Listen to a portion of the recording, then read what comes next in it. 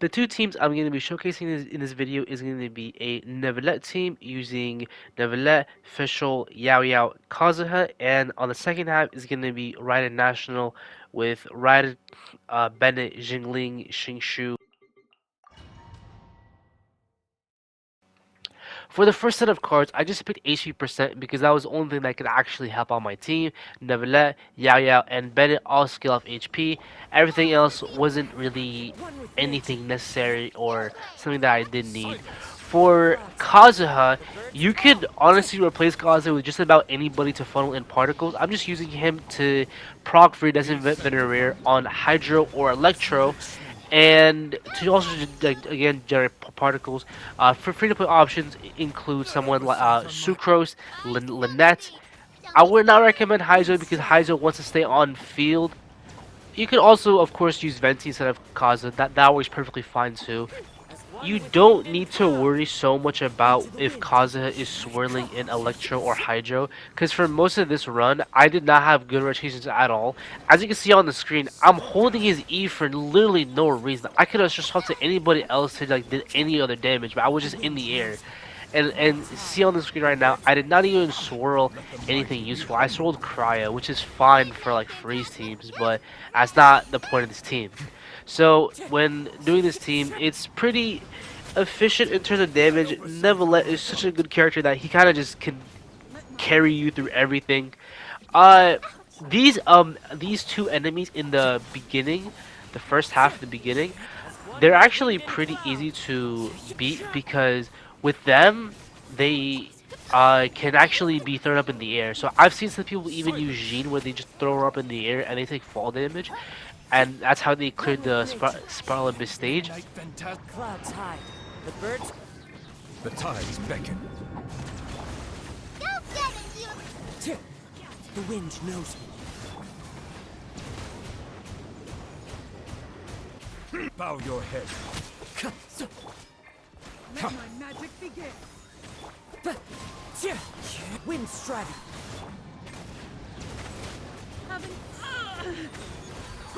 Silence. No rest for the wicked. Now it is time for the second half of this stage. The Jade Plume, I have noticed it's to be not that tanky from the teams that I have been testing, and usually I just have like 45 to a minute left on the clock, and that is more than enough time for me to really beat him. This Raiden national team is a pretty bare basic team. You just go from Raiden E or not, or you want to go Beta Burst. Doesn't really matter the order, honestly, as long as Raiden is the last and Zhangli is the second to last. Pretty bare basic team, very easy stage to clear, nothing too difficult.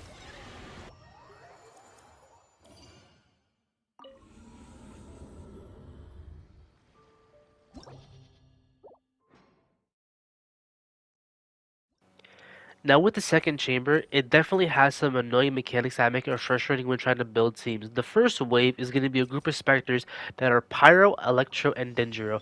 The best way to deal with them is to honestly just have a Hydro DPS.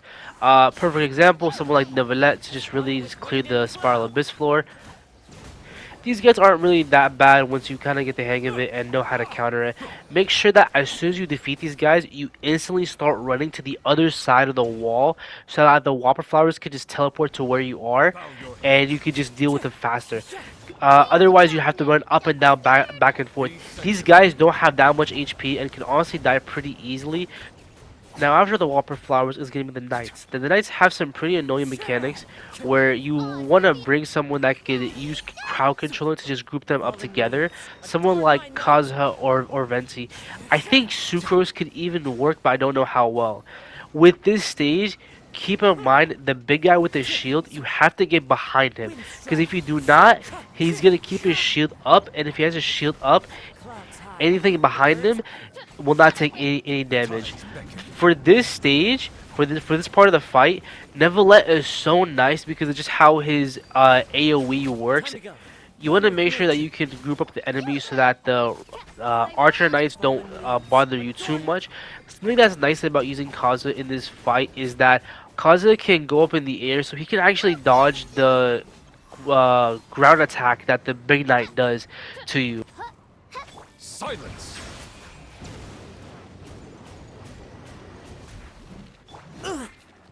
Wind strategy. As you wish, me. Yeah, don't be scared. Bow your head.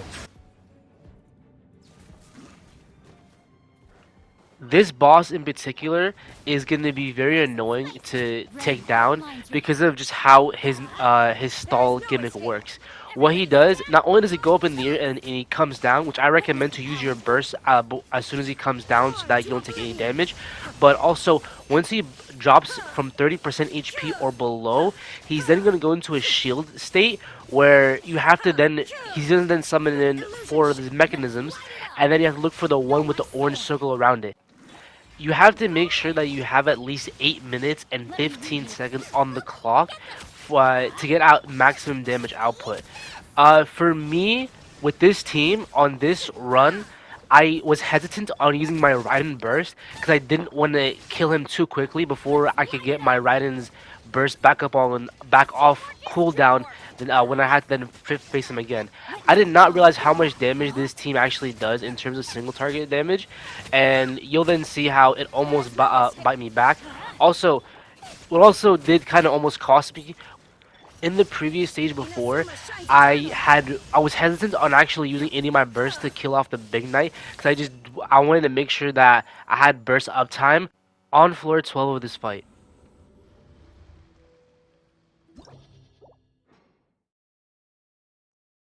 This chamber was probably the reason why most of you came to watch this video.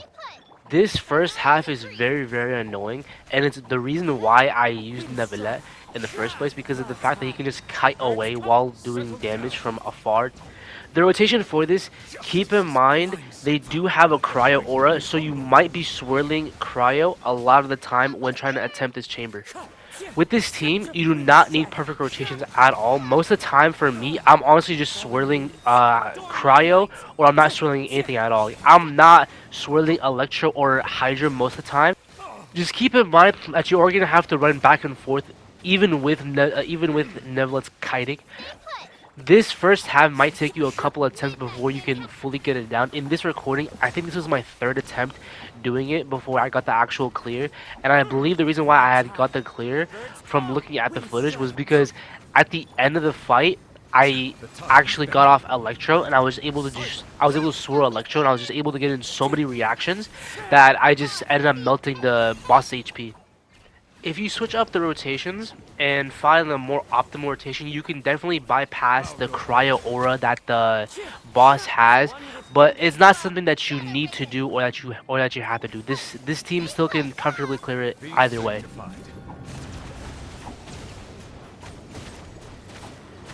Go get him, you! By royal Clouds hide. The birds call.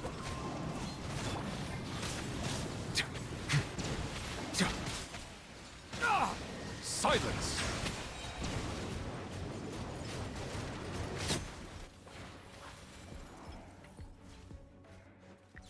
The second half was honestly the most annoying half for me personally, just because of the Geo shield became really annoying. At the time of the recording, I forgot that if you hit him with overload, it also counts as a plunge attack. So if I was to redo this stage, I would go right in E, or her skill, and then I'd swap to Bennett, hit him with overload and then do a plunge, hit him with overload and then do a plunge, hit him with overload and then do a plunge. That was something that I forgot about at the time of the recording.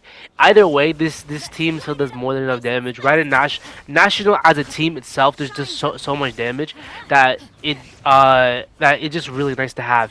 Raiden also being there just to get in that extra damage was really nice. Also, when I was approaching like the 7-minute and 30 mark, I really was nervous if I was gonna be able to clear it or not, because I only had like his shield came back up and I had to defeat him in 30 seconds.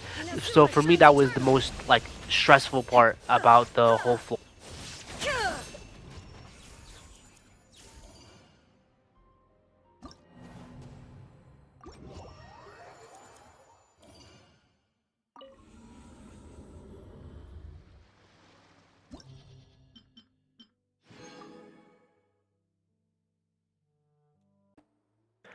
Alright, time to get into the builds that I have so far that you've seen. These builds are very relatable. Like, they're really not that good of builds, honestly, when looking at it. My For Neuvillette, I'm using Prototype Amber because free to play. Major Hunter because it's nice to have. With Major Hunter, don't forget you do get crit rate. You get an extra 36 crit rate with all the buffs applied. And my Hydra Goblet didn't even have any crit stats, so that was even nice. And my talents aren't even max level; they're just 6, 5, and 3 because I just didn't care. And I thought, well, his attack is the only thing that actually matters. My officials, even though my official's crit rate to crit damage ratio is high, if you actually look at her build, it's very relatable because it's not that good as you might think. Skyward Harp is there just for the stats that you don't really need it. I even have a 4-star goblet, attack goblet, might I mind you, not even an Electro goblet.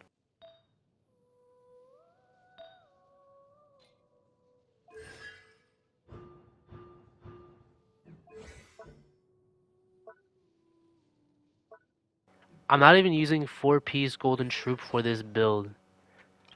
Now on to Yao Yao.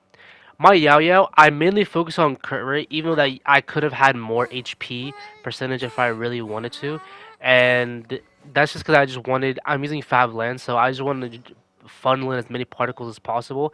This build wasn't even the greatest. Just wait until you see my goblet. It's a hydro damage goblet. Not even anything crazy, honestly. And again, mostly just for the crit rate. My EIL is C2, and my talent is just 186 since I only really need the skill. And yeah. For my Kazuha is pretty built because I just like Kazuha as a character. You want to be around 700 to 1000 elemental mastery for Kazuha. Keep that in mind for you to get the best, the most out of him. I'm using Sack Sword because I don't have C1 Kazuha. If I did have C1 Kazuha, I'd be using Favonia's Sword so that I can just funnel in particles as well. You also want to have a good amount of energy recharge for Kazuha so that you can just constantly get off his ultimate and get damage off of his burst. My Emblem of Severed Fate is my best set because of just how much I farmed this. And as you can see, I have 62 to 149. For my Raiden, I am using an attack percentage goblet because I get so much elemental damage bonus from Raiden's passive from having 245% energy recharge that is just better, and I'll get more damage if I use my attack instead of electro damage. The catch is what I'm using for this. My Beta build is very simple, very basic. High amount of energy recharge. I am using a healing bonus set because he's just a pure heal bot and a support bot. Nothing too crazy. A kill Favoni can be replaced for anything that is high in base attack. I believe that the prototype Concur is good, and so is Ali Flash for some 4-star options. Sapwood Blade is a very popular pick as well. You want to have as high energy recharge as possible for Bennett so you can just constantly get back his burst while it's off cooldown.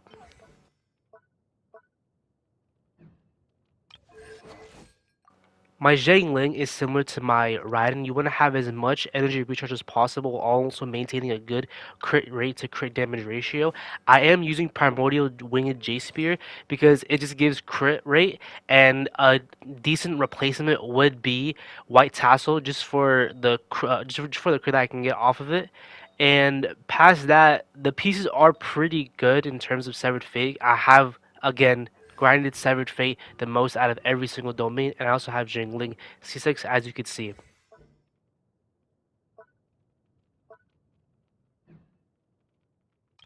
Next up is going to be Xingshu. My Xingshu's energy recharge is very, very high because my Sack Sword is R1, and I want to have as much energy recharge as possible so that I don't have to rely on the passive from Sack Swords for me to get his energy recharge back from uptime. If you have a R5 Sack Sword, you don't need to worry about this problem, and you could honestly go for a attack percentage not goblet Sands instead of a energy recharge Sands. I recently got my Shinshu 2C6, so that was really nice when trying to clear it, and he is crowned as well. Anyways, guys, thanks you for watching. I hope you guys enjoyed the video. Like, subscribe, and I'll see you guys next time. Bye.